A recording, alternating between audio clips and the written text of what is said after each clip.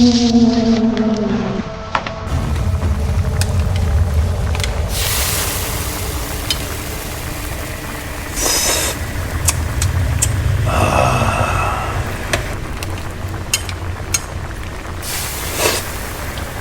that's good. I'm gonna go outside and get some more bones for flavoring.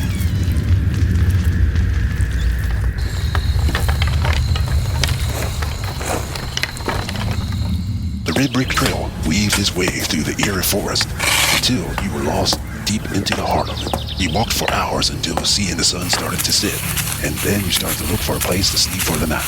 Coming up a hill, you stop at the strange, bewildering sight of a streetlight positioned in the middle of the red brick trail. You could not understand why there was a streetlight positioned in the middle of this creepy forest. Walking closer to it, you stop before it and study it.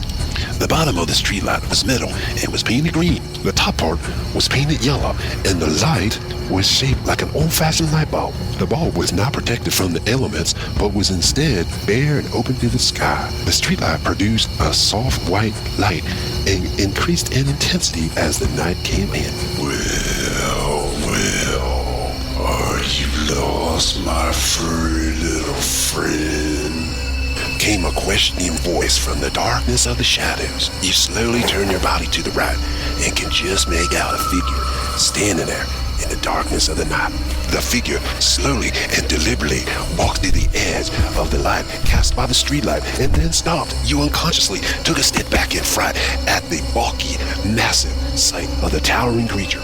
The figure stood about 8 feet tall, and for a second, you thought it was Coronavirus 19 coming back to take his revenge upon you. But at a second glance, you realized that the creature was too wide to be Coronavirus 19. The figure stood there, quietly appraising you in the dark shadows of the night. The creature had pale, almost yellowish, rough-looking skin, and was wearing some type of plain, country, hand-woven clothes. In the pale light, you could just make out that the creature had some type of hat pulled down over its eyes. The unsettling sight of the creature made you feel uncomfortable and made your whiskers stand up in warning. So, friend, do you need a guide to the city? No, I'm okay. It looks to me like you're lost and all alone with no place to go for the night. The stranger stated as he took off his hat and took a tentative step into the ring of light. You gasped in fear at the fully revealed, hideous face of the creature. He had a black, shaggy, unkempt beard that went down to his chest. His large, oversized teeth protruded out of his mouth and were stained brown.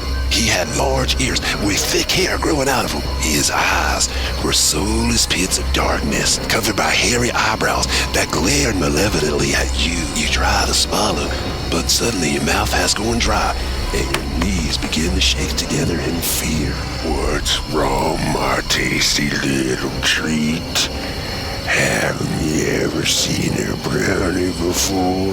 The creature says while smirking at you. Unable to hold back your fear any longer, you dashed headlong into the protection of the night. The stranger laughs wickedly and begins to start hunting you. You have no idea what to do next, but you decide to leave the trail. You stop for a moment to listen for a sound of the brownie, but all you can hear is the wind rustling the leaves above you. You continue sneaking through the darkness of the night until you come to a small clearing. Across the clearing, you can just see a thicket of briars, which would make a good place for you to hide from the brownie. You decide to dash across the clearing and head towards the briar patch. Just as you get there, you unexpectedly find yourself upside down, flying in the air with your body going back and forth with your tail on your face. Well, are you feeling a little dizzy and confused? Questions the brownie while leaning down into your face. You walked right into my snare, he said, grinning ear to ear, showing his brown teeth. I guess you never heard of a brownie before, have you?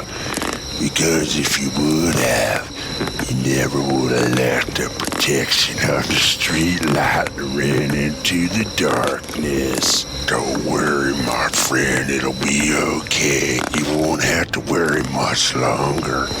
You got a lot of meat on them bones there, he said while pinching your side. You probably don't realize that I'm called a brownie because of my stained teeth and my wonderful clothing. I just can't stop eating those big tobacco leaves. He stays while clasping his hands together and rolling his eyes upwards in heavenly delight. They stain my teeth brown, but oh, it's worth it. He says with a crazy look of desire in his eyes while pulling out a stem of tobacco and starts chewing on it.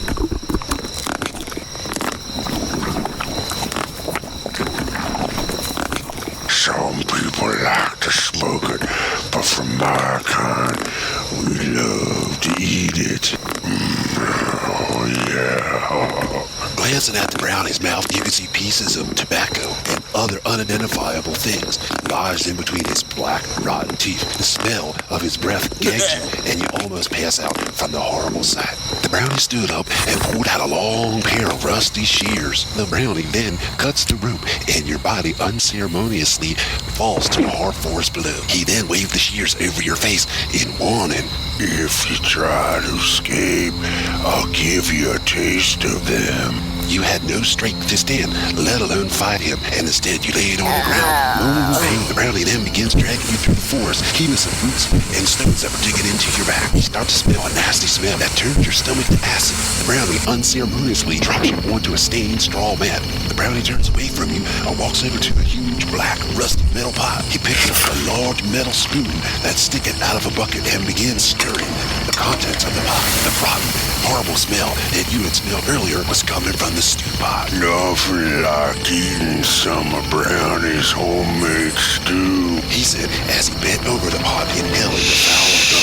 The brownie brought the metal spoon to his mouth and took a tentative sip of the stew. Oh, that's good. He smacked his lips together and sighed deeply in pleasure and turned his face towards you. The stew is almost done cooking, but it could use some spices, he said as he stood up and walked over to a pile of moldy bones lying near the stew pot. You watch in horror as the brownie picks up one of the bones and then pulls out his shears and starts shaving bone chips into the boiling pot. Next, the brownie removes some tobacco leaves that hung around his waist and used his rusty shears to cut them into the stew pot. He then stirred the stew pot. You watched bush as pockets of steam evaporate into the night from the dark, black, brown boiling stew pot. The brownie walks over to you and easily picks you up and brings you closer to the stew pot. The rotten smell from the stew pot makes you once more feel sick to your stomach, and you quickly turn your head from the horrifying sight. Inside of the stew pot, you can see steaming pieces of the tobacco leaves and white bone chips floating around together in the mass of the cauldron. Never seen Brownie stew before, the brownie said while smacking your back with his large hand. What? Stayed in confusion. Brownie stew is really good, but skunk stew is even better. But I don't have any skunk to use for the meat, so today it's gonna be Brownie's mouth stew. The brownie then tenderly grabs a hold of you and leans down into your face. Don't worry about the stew. I'll make sure it's spiced just right, and that your meat is nice and tasty. He rubs your back with his hand and soothes you with his voice. He then pulls out his long rusty shears, and you stare at them in defeat, wishing that there was a way to undo this whole mess.